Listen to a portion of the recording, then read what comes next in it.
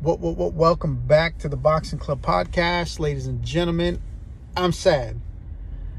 I'm sad and disappointed, like a lot of other people in the boxing world.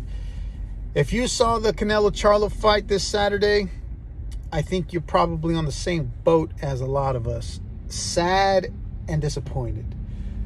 And basically, I know a lot of people are saying, oh, Charlo told you Charlo wasn't on his level. Yeah, sure, I get it. But myself, like a lot of other people, expected so much more. We expected so much more out of Charlo. We can't say the same for Canelo because we knew Canelo had all that arsenal and skill and power. He just looked unstoppable.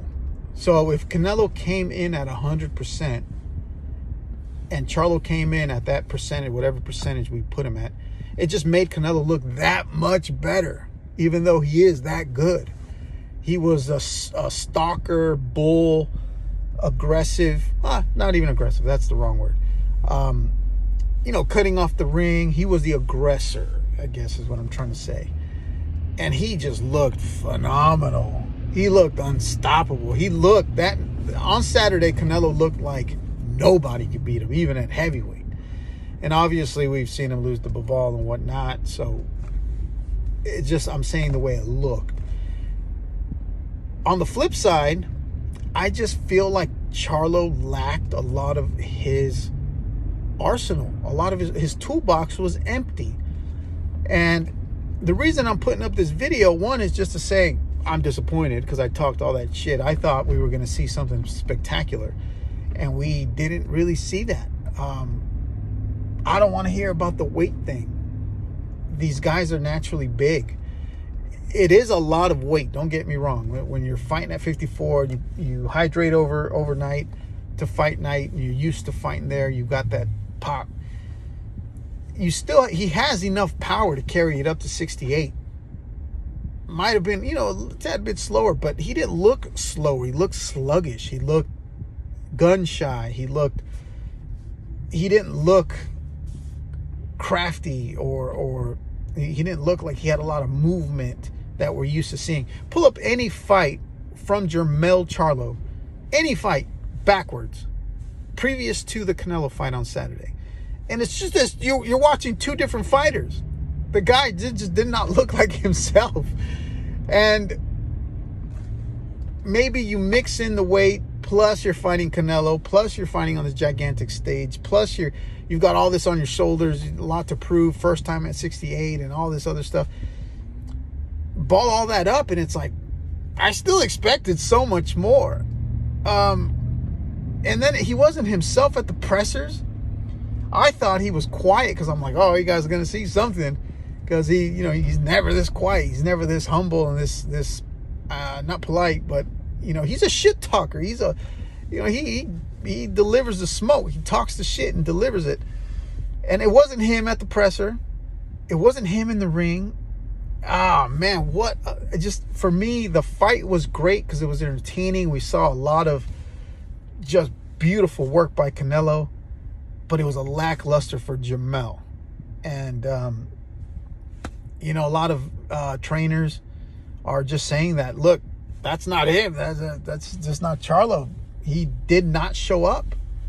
Whether Canelo made it impossible for him to let off, I personally feel like Jermell was the type of fighter, and I think a lot of people could vouch for this. Jermell's the type of fighter that doesn't care if you're throwing shots and putting your combinations together. He is going to fire when you fire, and he's going to go in there to fight his fight regardless of what you bring, and willing to trade with you, willing to be combative in strategy and in exchanges. That's what made him dangerous. Combine that, throw his power in those combinations with the exchanges, and that's what made him dangerous, that he's willing to try and knock you out when you're trying to knock him out. And we just didn't see any of that. He looked slow. He looked late to the punch. Canelo was just stalking him down, breaking him down, cutting off the ring, shooting those body shots and just kind of toying with him in a way. It just seemed like at times he was just doing whatever he wanted. And then he wouldn't sit down between rounds. The disrespect. Canelo was not fucking around. Oh, Jermell, man. There's no excuse you can make for that other than what excuses he might bring. And he even said it. Canelo's a beast. He's an ox. And I went in and did what he did. Some people are even kind of throwing shots at Derek James because, and I get it. I'm sure he's a great trainer, but I also get the point of these fans and trainers or media or whatever, whoever's throwing the shots, that it did seem like there was no fluctuation of strategy, no change of strategy, no answer to Canelo. And there are answers to Canelo's onslaught. We've seen it before. There are fighters that have made an answer to his strategy, to his onslaught. When Canelo gains steam, you're fucked. And there are ways to stop him or to change the momentum. And we've seen it with Floyd Mayweather. We've seen it obviously with Bivol, more of a weight thing, but we've seen it there. We've seen it with Erislandy Lara. A couple of other guys have even Amir Khan. They were able to stop his momentum. And that's all you really need for your chances, to stop his momentum and kind of gain an opportunity to let off shots. But they just seemed like there was no change in strategy. It was like, oh, try again. Lost that round, try again. The fight was a shutout. There was no close rounds. There was no close to anything. It was a shutout. And what more can I say, man? I'm disappointed. I expected more from Jermell. I expected to see a lot more exchanges, maybe try to bully him.